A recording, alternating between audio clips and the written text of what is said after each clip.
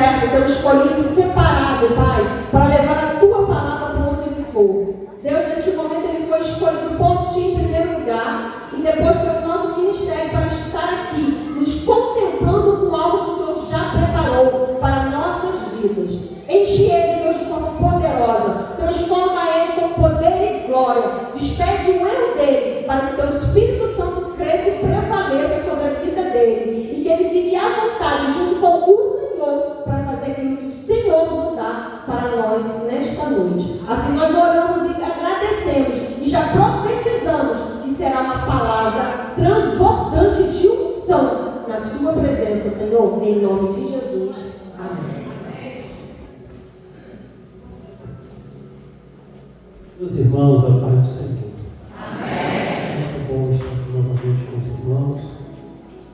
Abra sua Bíblia comigo, Evangelho segundo escreveu Mateus, capítulo 16. Eu quero louvar a Deus pela vida dessa igreja, quero louvar a Deus pela vida da nossa pastora.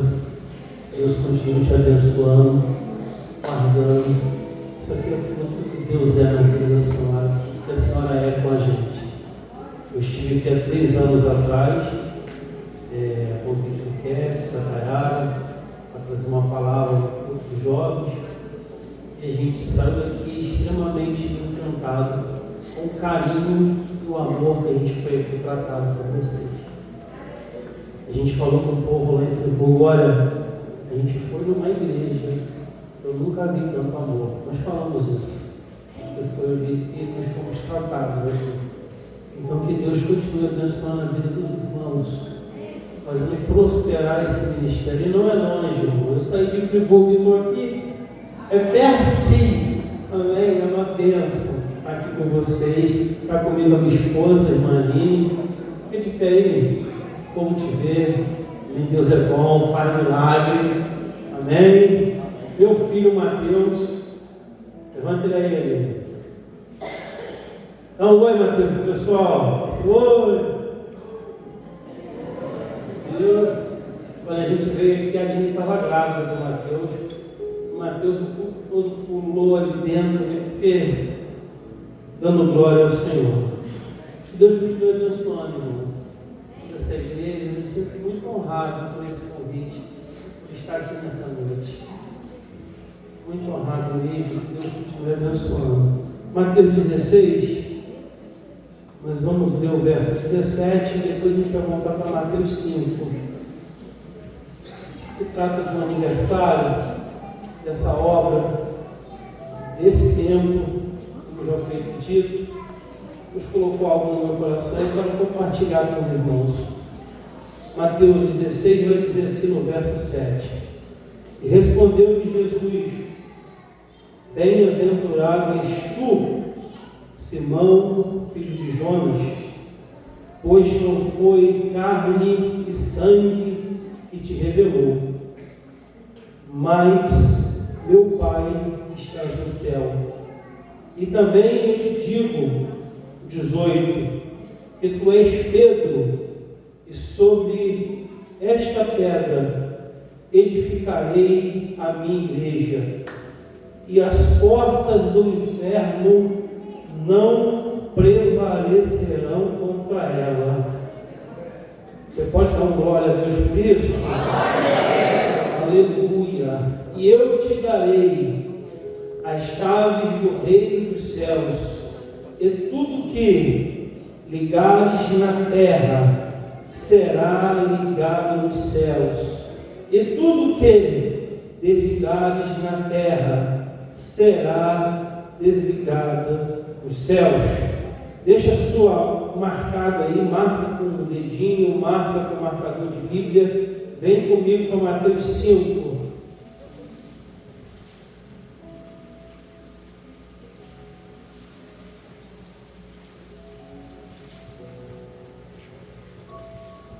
O verso 1.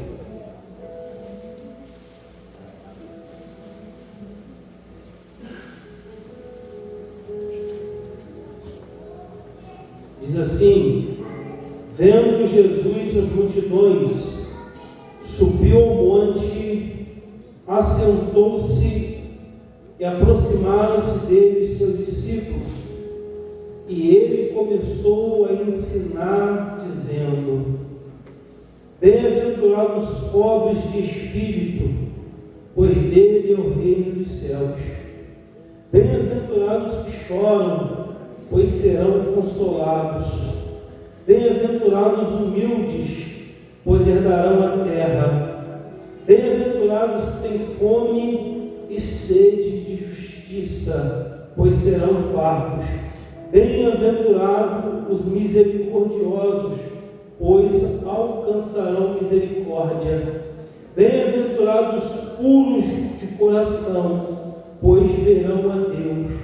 Bem-aventurados os pacificadores, pois serão chamados filhos de Deus. Bem-aventurados os que sofrem perseguição por causa da justiça, pois dele é o reino dos céus. Bem-aventurados sois quando vos injuriares e perseguires e mentindo disserem todo mal contra vós por minha causa. Regozijai-vos e alegrai-vos, porque grande é a vossa recompensa no céu, pois assim perseguiram os profetas que vieram antes de vós. Amém. Quando o Senhor colocou algo no meu coração, e Deus colocou esses dois textos, pedi a Deus uma orientação. Deus me fez entender que um texto vai completar o outro. Nós estamos falando aqui do aniversário de uma igreja. Nós estamos falando aqui de algo que foi projetado no céu, mas foi executado por pessoas. Nós estamos falando de algo aqui que não foi feito da noite para o dia. Nós estamos falando de algo aqui que sofreu afrontas. Quando a irmã que falou a respeito, falaram: vai congregar boi, vai congregar animal, vai congregar não sei o quê. Não estavam afrontando a pastora, estavam afrontando o Deus que é o dono da obra.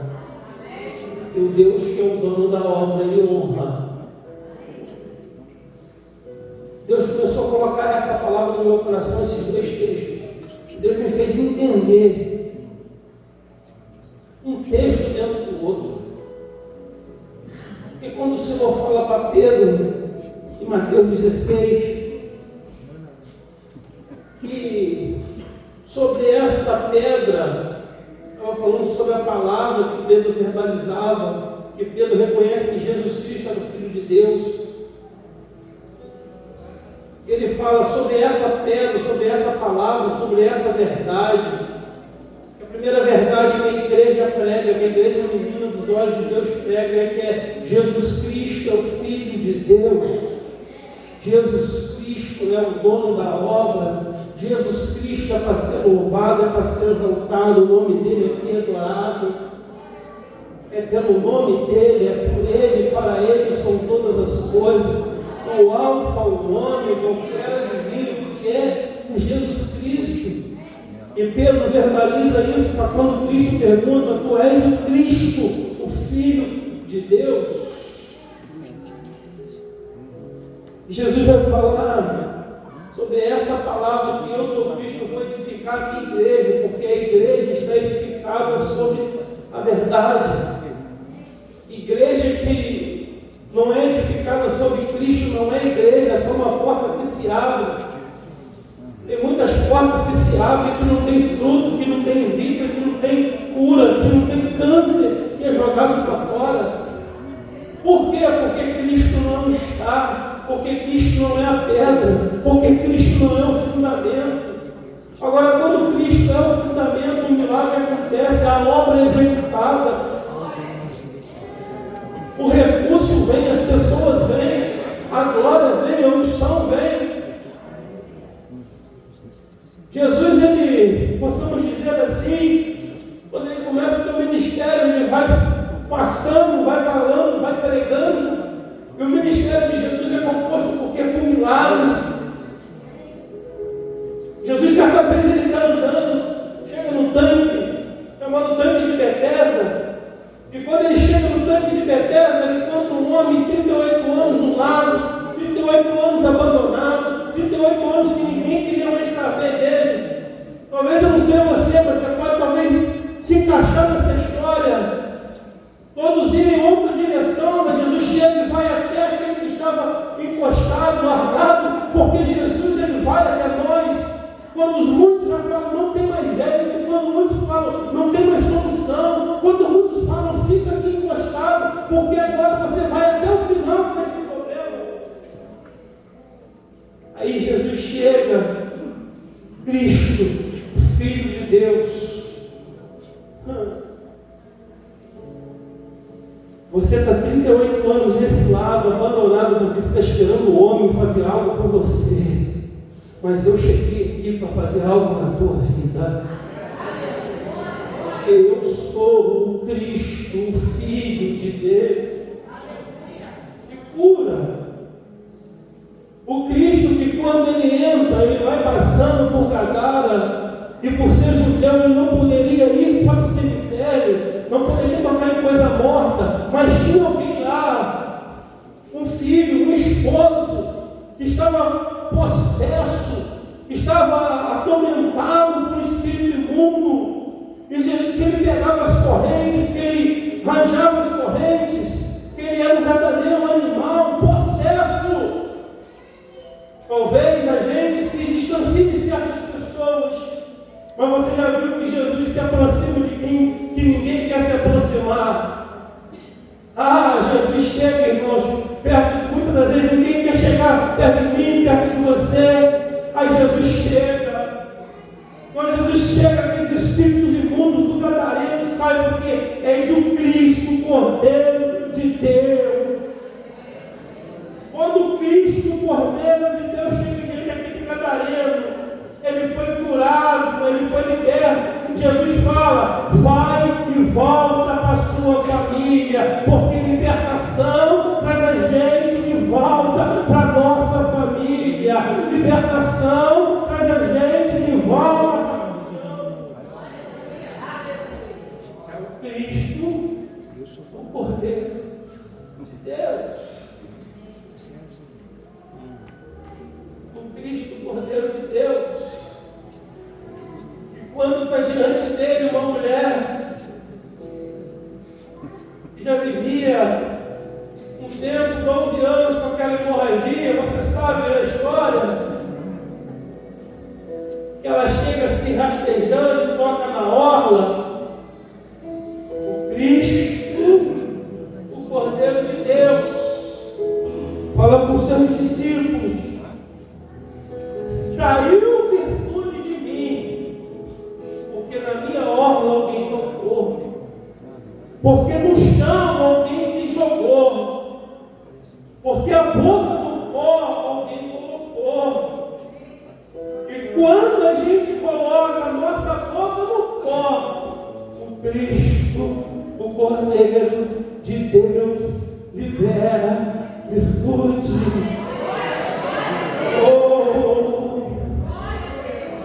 Quando a gente coloca a nossa boquinha no pó, não tem mais força para a gente ficar em pé. O Cristo, Cordeiro de Deus. E também eu te digo que as portas do inferno, irmãos, estou suando um pouco, estou preocupado essa semana. Mas como eu falei para os irmãos, eu não poderia estar aqui.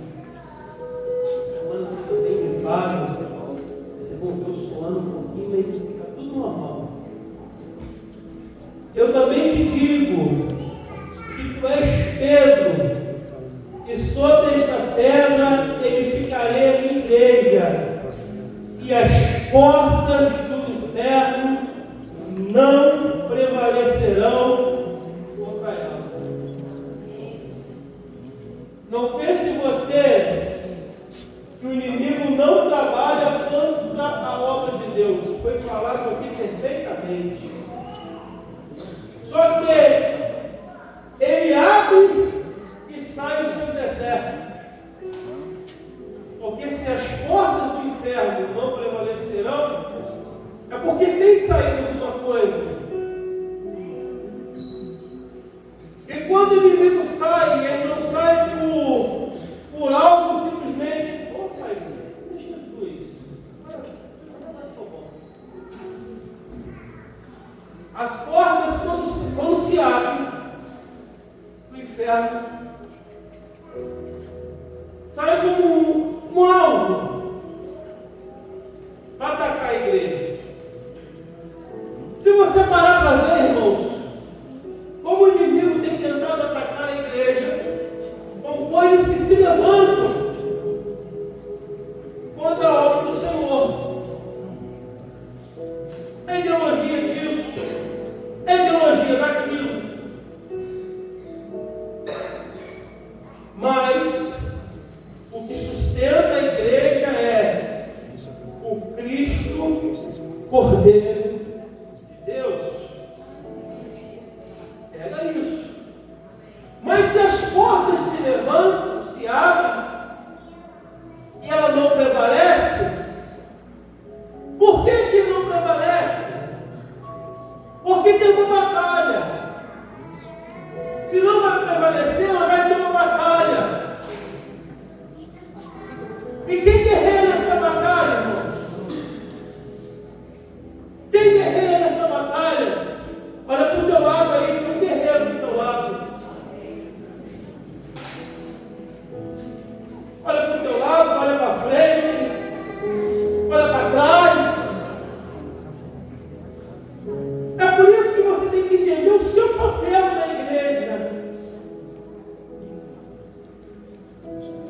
Porque o teu papel na igreja é importante. Porque se Satanás tem o exército dele, e quando as portas se abrem, sai o exército do diabo, sai aquele que vai acusar a igreja, que vai falar mal da pastora, que vai falar mal de não sei quem, que vai falar mal de quem carrega a Bíblia. Aonde que a gente está? Sai. Porque se a gente está numa batalha, existe uma frente de batalha. E Deus coloca os seus na sua frente de batalha. Mas quando o capitão está na frente da batalha, e ele olha para trás, ele não vai estar sozinho.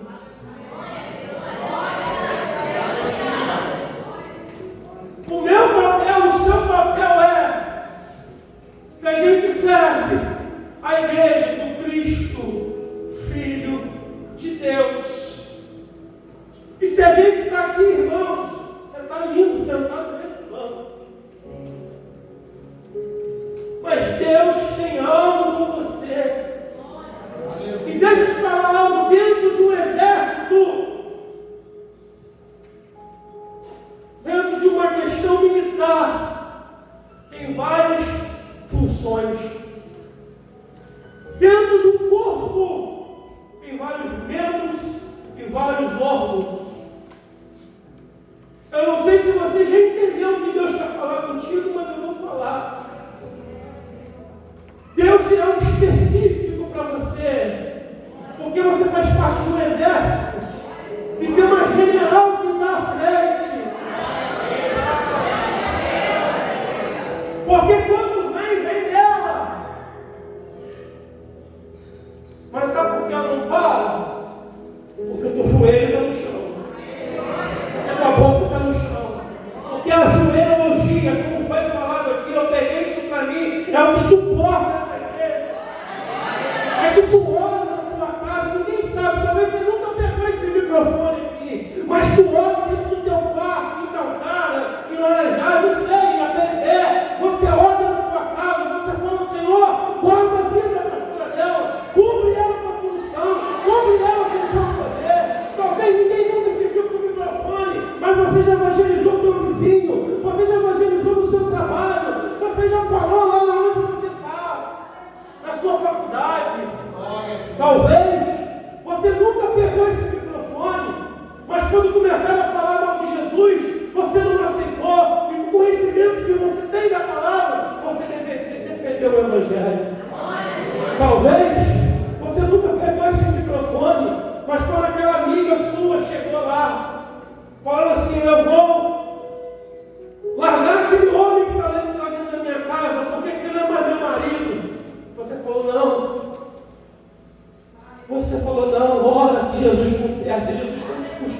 consertou aquele casamento. Talvez quando alguém chegou e falou com você assim: não tem mais jeito na minha vida, eu vou dando cabo na minha vida. Estou falando com você porque eu sou seu amigo. Eu vou me mas tu serve a Cristo, o Cordeiro de Deus. Fala, não, Jesus tem um plano para você. Se abraçou pela pessoa, você começou a chorar. Ei, porque se existe um exército lá fora, aqui dentro também tem um exército. Mas muitas das vezes, irmãos, nós somos um exército que a gente não valoriza a nossa força. Porque a gente acha que nesse exército só vale quem está na frente, não é? É um exército estratégico. Talvez você nunca pegou esse microfone, mas quando você viu alguém passando fome, você deu um prato de comida. Você foi como um bom samaritano. Você quando viu alguém sangrando, ferido, machucado, você tinha lá remédio para curar aquela dor. Porque você faz parte desse exército. E esse exército é o exército que faz o exército do inimigo não prevalecer contra a igreja do Senhor. Então vai ter levante contra a igreja. Vai ter levante contra as pessoas que servem ao Senhor. Vai ter levante, irmão, contra a tua vida, contra o teu ministério. Vai ter levante contra a tua casa. Esquenta a cabeça não deixa ser levantado. Continua marchando. Deus dá direção à pastora, mas você segue ela. Segue batendo espada no escudo e segue ela. Quando ela olhar para trás, ela vai te ver. E deixa o que te move. Aí quando eu falei, Senhor, mas aonde entra a bem-aventurança nessa história? A bem-aventurança são as características da igreja que é o exército de Deus. Porque, primeiro, bem-aventurados os pobres de espírito, pois dele é o reino dos céus. Então, uma igreja que serve ao Senhor, uma igreja que é do exército de Deus, ela é pobre de espírito. O que é isso, amigo? É uma igreja humilde. É uma igreja que aprendeu a se humilhar na presença do Senhor. É uma igreja que busca Deus na sua essência. Pobre de espírito é quando a gente se quebra diante do Senhor. E uma igreja com o exército de Deus prevalece, é uma igreja que se quebranta. É uma igreja que, enquanto a presença de Deus não vem, a gente não para. Enquanto a presença de Deus não desce, enquanto a graça de Deus não desce, enquanto a unção de Deus não desce, enquanto a gente não fala, a gente não para de adorar, de buscar, de exaltar o nome do Senhor. É uma igreja que tem prazer na oração, que tem prazer no diálogo. E que é oração, Danilo? É orar 20 anos, não. É você viver orando, é viver buscando. Está andando na rua, está falando com Jesus. Se abrir a boca não tem problema, não. Está falando com o Pai que está te entendendo. Uma igreja que se humilha perante o Senhor, que sabe que a mão dele é forte, que a gente não é nada, mas que ele é tudo. Oh, aleluia! Uma igreja que chora. E por que a igreja tem que chorar, irmãos? Porque o que faz crescer a obra, o que faz o milagre acontecer, é as suas lágrimas que regam. Quando a gente chora por alguém ou por algo, quando a gente chora por alguém ou por algo, essas lágrimas vão regando o milagre que Deus está fazendo. Então, uma igreja que é o exército de Deus, ela chora. Chora igual criança. E chora para conseguir um milagre. E chora pela chora pela unção, faz igual Ana. Vai chorando, vai orando, vai buscando, que o milagre vem.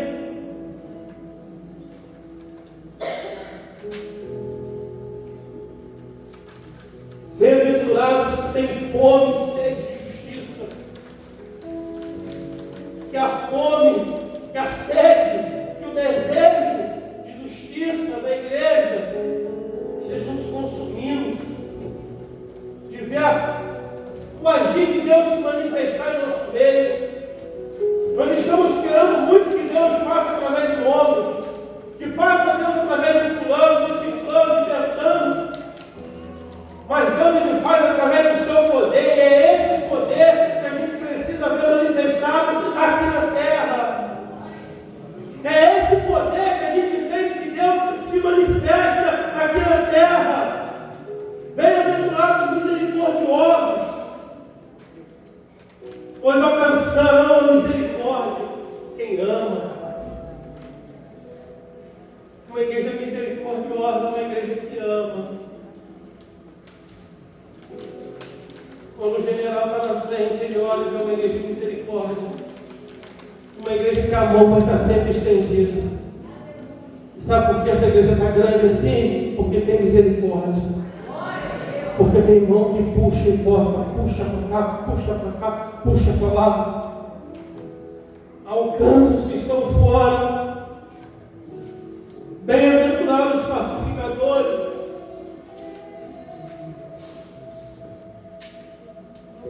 Pois serão chamados filhos de Deus. O que é ser um pacificador, irmão? É dentro de um exército você zelar pela união. Pacificador é dentro do exército você zelar pela visão. É você zelar pela ordem.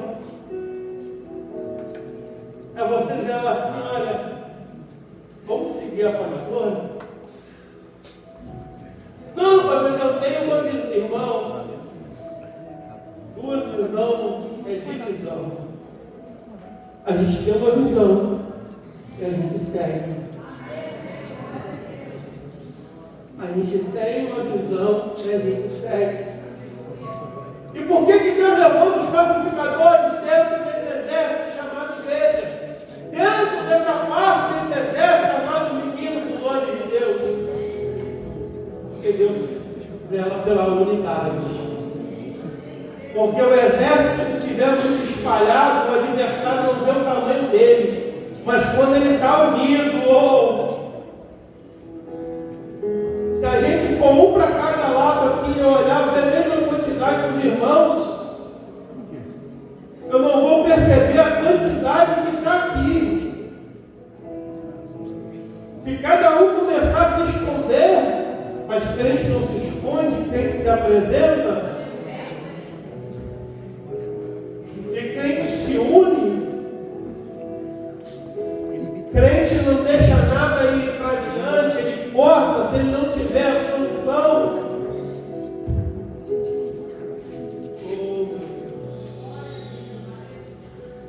Mas nós somos pacificadores.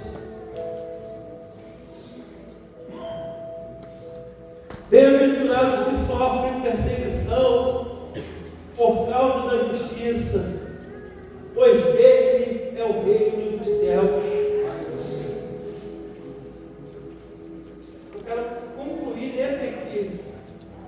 Se possível, o Ministério do Louvor pode me ajudar? Se possível.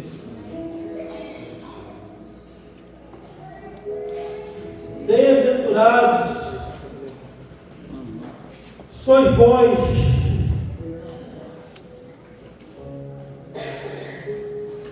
quando vos injuriares e perseguirem, e mentirem, disserem todo mal contra vós, por minha causa.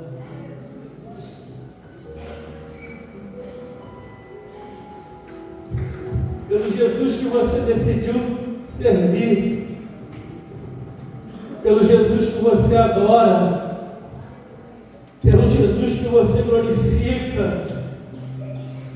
Você levanta calúnias contra a tua vida. Pode ficar comigo? Você pode, por favor?